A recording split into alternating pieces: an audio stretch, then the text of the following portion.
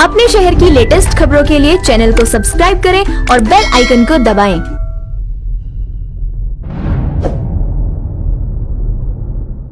24/7 में मैं हूं इखलाकुर रहमान। इस वक्त हम सिमरी बख्तियारपुर विधानसभा के क्षेत्र में हमारे साथ है जफर आलम साहब, जो कि जाप के प्रत्याशी हैं। आइए हम इनसे बात करते हैं क्षेत्र की समस्याओं को लेकर और कुछ राजनीतिक मुद्दों को। सर, आपका स्वागत है हमका 24/7 में। सर, सबसे पहले आपके जो कार्यकाल में जो भी 1 साल 1.5 साल का रहा है, उन समय में कितना सिमरी बख्तियारपुर क्षेत्र का विकास हुआ है? मेरा कार्यकाल 11 महीने का था, है अभी तो है, और उसमें 6 महीना लगभग 7-8 दिन लॉकडाउन में चला। उसके बाद 3 महीना करीब बाढ़ भी रहा।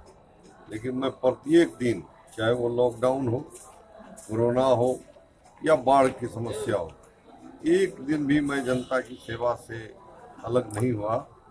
प्रत्येक दिन अपने घर के मैं 50-60 आदमी को मिलकर के उनका काम करता था। उसके बाद क्षेत्र की जनता का हाल जानते थे, जहाँ जिसको कठिनाई होती थी उसको दूर करते थे। सिमरी बख्तियारपुर बहुत पुराना शहर है। कई एमएलए एमपी हुए, बड़े विकास के दावे करते रहे और लोग उनको जात के नाम पर वोट भी देते रहे। आज भी पद पर है, लेकिन सिमरी बख्तियारपुर की रोड नहीं बन सकी। सिमरी बख्तियारपुर स्टेशन चौक से ब्लॉक चौक तक की रोड मैंने बनवाया। नानीहाट से उच्च विद्यालय सिमरी बख्तियारपुर तक की सड़क हमने बनवाने का काम किया। 40 फीट चौड़ी सड़क बन गई। और जहाँ भी स्कूल, कॉलेज, हॉस्पिटल, थाना, ब्लॉक, अंचल, अनुमंडल सभी में जो व्यवस्था चरमरा चुकी थी, जो पब्लिक को कठिनाइयों का सामना करना पड़ता था, उसको मैंने दूर करने का काम किया। सर, इस वक्त क्षेत्र आप भ्रमण कर रहे हैं, तो उस जगह भी जाना पड़ता होगा जहाँ पे काफी परेशानियाँ होती है। अभी आप जमीनी हकीकत को बारीकी से देख रहे हैं। हालांकि बहुत पहले से ही आप जानते हैं क्षेत्र को, लेकिन अभी जितना बारीकी से देख रहे हैं, आपको क्या लगता है कौन सी समस्या है इस वक्त क्षेत्र में? जहाँ तक बारीकी से देखने का सवाल है, मैं जब से राजनीति में आया हूँ, हर एक जनता के हर एक मुद्दे को बारीकी से देखता हूँ। और 2001 में मुझे मौका मिला कि सड़क का, प्रधानमंत्री सड़क का सूची बनाने का, और मैं आपके माध्यम से मैं जनता को कहना चाहता हूं कि पूरे विधानसभा के सड़क की सूची मैंने अपने कलम से बना करके उसको पास करवाने का काम किया। ये जो राजीव गांधी विद्युतीकरण है, इसका भी पूरे अनुमंडल का सूची मैंने बनाने का काम किया था। साल 11 में जो प्रक्रिया कहलाता है और जो रिनोवेशन का है और नया है, वो सब मैंने अपने कलम से किया। 2010 के बाद जो भी पुल पास हुआ है, पुल बना है, उसकी सूची मैंने अपने कलम से बनाई है। ये अलग सी बात है, जो पद पर रहते हैं वो शिलान्यास उद्घाटन करते हैं और लोग समझते हैं कि उन्होंने ही कराया। तो मैं इस क्षेत्र के विकास के लिए बहुत चिंतित हूँ और मेरा उद्देश्य भी यही है, मैं अपने क्षेत्र को भी रायबरेली जैसा शहर बनाऊं, ताकि लोग जो भी आए उसको लगे कि हाँ, ये भी कोई शहर है, ये भी कोई विधानसभा क्षेत्र है। अगर आपकी सरकार आती है या फिर थोड़ा बहुत कम सीटें लाती है और ऐसे में आपको गठबंधन करना पड़े, तो क्या करेंगे किसी पार्टी के साथ? जिससे जो हमारे लाइक माइंडेड पार्टी होगी उससे करेंगे। देखेंगे कि जो जनता की सेवा के लिए करता हो, न कि अपनी पार्टी के टिकट को व्यापार बनाए, वैसे लोगों को हम लोग दरकिनार करेंगे। सर, एक बात है जो कि अभी तक जो है सिमरी बख्तियारपुर की जनता सोचने पर मजबूर है कि जो इंसान, जो जफर आलम साहब पूरी जिंदगी आरजेडी को दे दिए, पूरी जिंदगी आरजेडी को सौंप दिए, लेकिन आखिर क्या हुआ बाद में जो उनको जाप में जाना पड़ा? ये तो कल आए थे यहाँ आरजेडी के लीडर, आपको पूछना चाहिए कि जो आप कह रहे थे कि लोग टिकट के लिए यहाँ आते हैं, उनको पता नहीं है, वो बच्चा होंगे कि 4 बार मुझको उनके पिताजी ने टिकट नहीं दिया, फिर भी मैंने दल नहीं छोड़ा और दल के प्रति वफादारी से काम किया। किसी भी नेता से ज्यादा वफादार रहा और उनके पिताजी भी जानते हैं। लेकिन अभी वो पिता इनके उस तरह से कैद है जैसे औरंगजेब ने शाहजहां को कैद किया, जिस तरह से अखिलेश यादव ने मुलायम सिंह को कैद किया, उसी तरह से तेजस्वी यादव ने लालू यादव को कैद करके रखा। सर अगर आप जीत जाते हैं, आपकी पार्टी पूर्ण बहुमत से बिहार में लौट आ जाती है, तो आपके मैनिफेस्टो में क्या क्या चीज शामिल होगी? सबसे पहले तो पूरे क्षेत्र में रोड का विकास हो, डिग्री कॉलेज हो, जो अच्छा हॉस्पिटल हो, उसमें डॉक्टर ड्यूटी करे रहे, जल निकासी का जो प्रॉब्लम है, जो जल निकासी नहीं हो रही है, 15,000 हेक्टेयर जमीन बंजर पड़ी हुई है, उसका निदान का काम करूंगा। खरखिया में जाने के लिए मैं डेंगराही घाट और भोथम घाट पर पुल निर्माण के लिए मैंने विधानसभा में 3 बार प्रस्तुत करने का काम किया, ताकि किसी न किसी रूप में वो बन जाए। वो एकमात्र रास्ता होगा जिसके विकास का। वैसे तो हमने तत्कालीन खगड़िया के एमएलए परबत्ता से सम्राट चौधरी जी, उनसे कह करके सोमवंती घाटों को बनवाने का काम किया था, और उन्हीं से मैंने, जब वो नगर विकास मंत्री थे, बख्तियारपुर की कराई। मेरा फैमिली रिलेशन है, हमारे बहुत अच्छे ताल्लुकात हैं। चुनाव बिल्कुल नजदीक है, तो अभी जाप के खेल में चुनाव की पूरी तैयारी हो चुकी है? लगभग हमारी तैयारी पूरी है, और हमारी तैयारी क्या होगी? मतदाता की तैयारी पूरी है। मतदाता ने मन बना लिया है। आज जो यहाँ के सांसद हैं लोजपा के, वो अपने बेटा के लिए राजद के प्रत्याशी के लिए वोट मांगते फिर रहे हैं। और लोजपा का प्रत्याशी जो यहाँ से है, वो रोज शिकायत करते हैं कि साहब हमारा सांसद अपने पुत्र मोह बने। जहाँ चरित्र की बात करते हैं, चरित्रवान बनते हैं, पार्टी की वफादारी की बात करते हैं, तो मैं बताना चाहता हूँ, उनके भाई 1998 में चुनाव लड़े थे समता पार्टी से, और इन्होंने भाई का साथ नहीं दिया था कि साहब मैं कांग्रेस में हूँ, कांग्रेस के प्रत्याशी का मदद करूँगा। तो आज उनको मैं याद दिलाना चाहता हूँ आपके माध्यम से, तो वो याद करें कि वो आज लोजपा में है और लोजपा का प्रत्याशी यहाँ खड़ा है। यहाँ कहाँ गया चरित्र आपका? यहाँ कहाँ गया आपका सिद्धांत? और फारूक सलाउद्दीन को इसलिए हराने का काम किया, कहीं वो इनसे बहुत अच्छे इंसान हैं, वो अगर आ जाएंगे, बैठ जाएंगे, तो मेरी खटिया खड़ी हो जाएगी। आज मेरा भी विरोध इसीलिए कर रहे हैं, जनता चूल्हे भाड़ में जाए, उससे उनको मतलब नहीं है।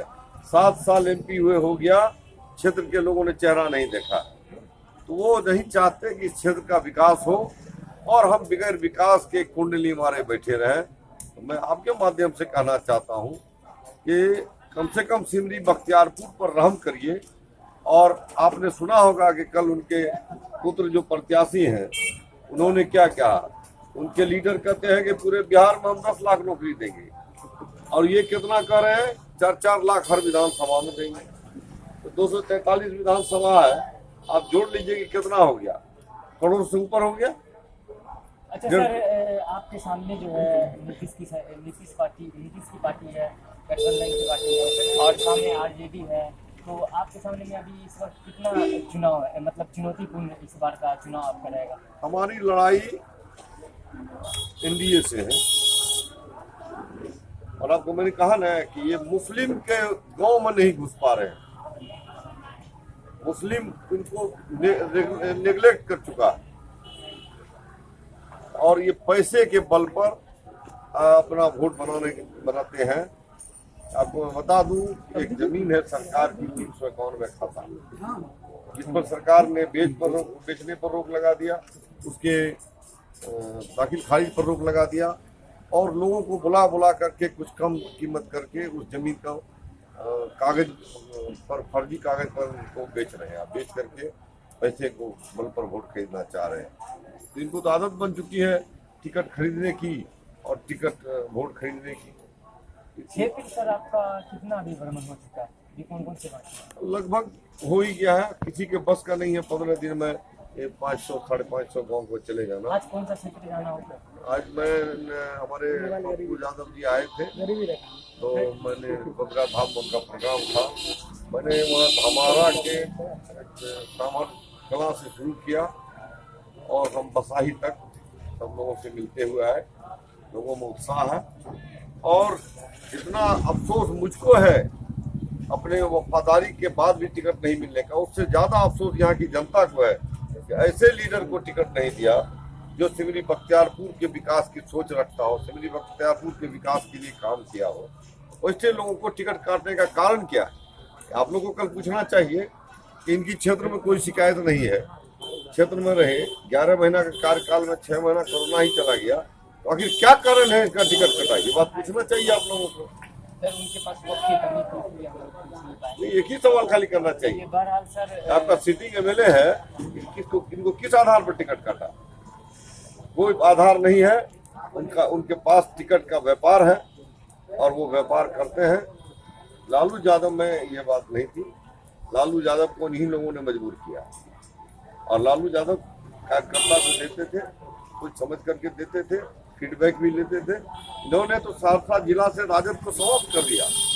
आप 4 सीट में देख लीजिए, एक भी राजद का प्रत्याशी नहीं लड़ रहा, सब बोरो प्लेयर है, इंपोर्ट किया गया है, धनबल के बल पर टिकट बेचा गया है। तो ये इनका सफल नहीं होगा।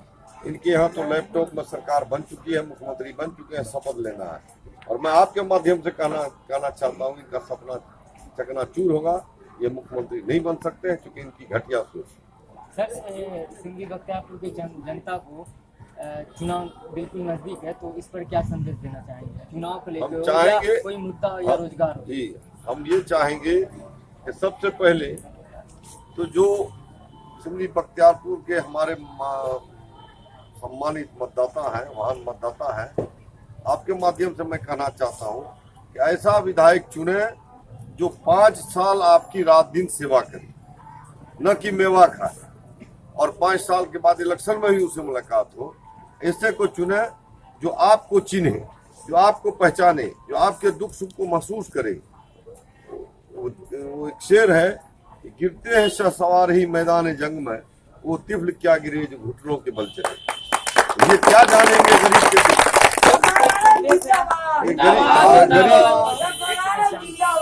ये गरीब के दुख को क्या जानेंगे जिसने कभी देखा ही नहीं, जिनको विधानसभा में कितना पंचायत है उसकी जानकारी नहीं है।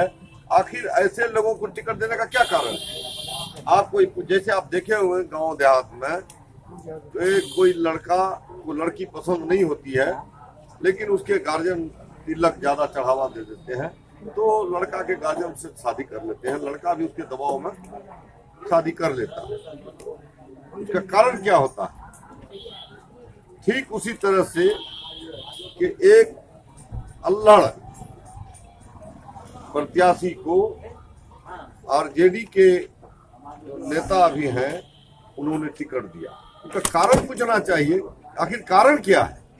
आपने ऐसे आदमी को टिकट दिया जिसको विधानसभा की जानकारी नहीं है, कितना पंचायत है। हम जनता के सारे सुख दुख में खड़े रहेंगे, हॉस्पिटल, स्कूल, कॉलेज सबको पटरी पर लाएंगे और मैंने बहुत हद तक लाया भी है। थाना में जो पीड़िता का केस नहीं होता था, बलात्कार जिसके साथ होता था उसका केस नहीं होता था, और जो बलात्कार करता था उसका केस पहले होता था, उसको मैंने पटरी पर लाने का काम किया है।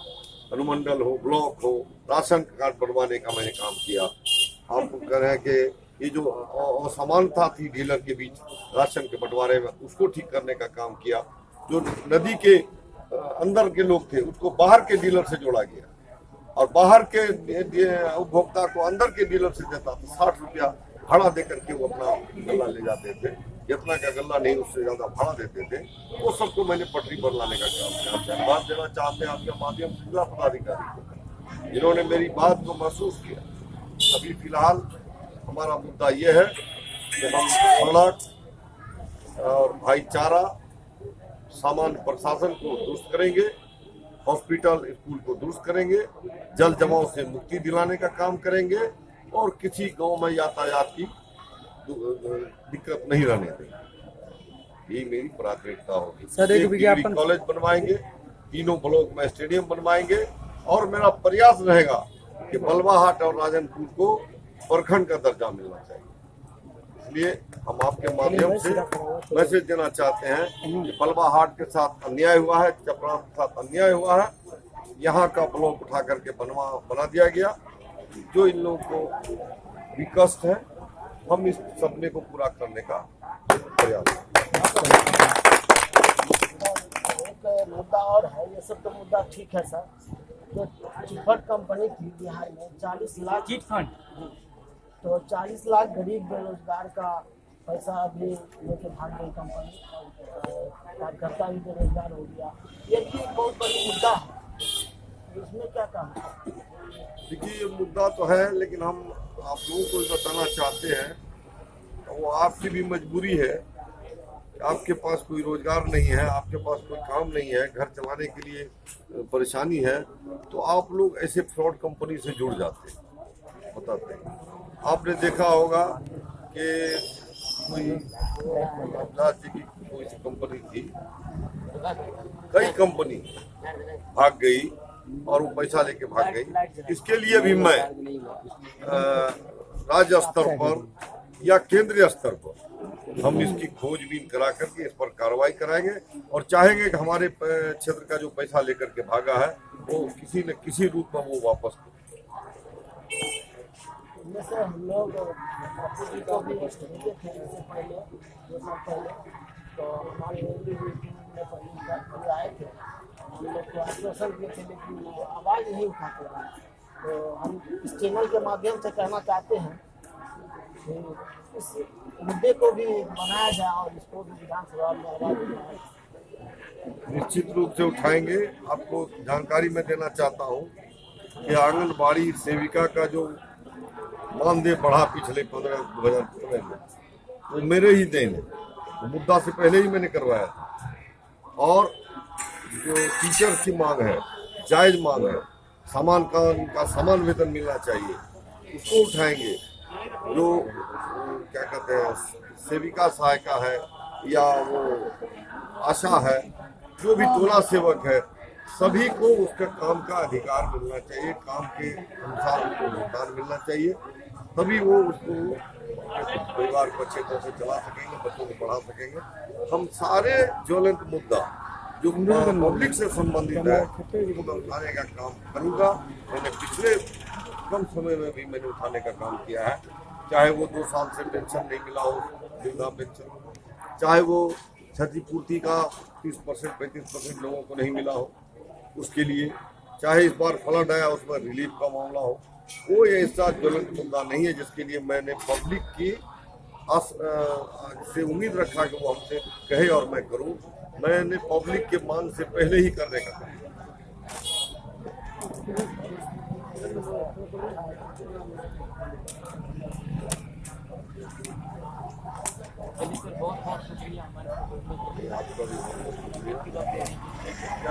मोबाइल जाता है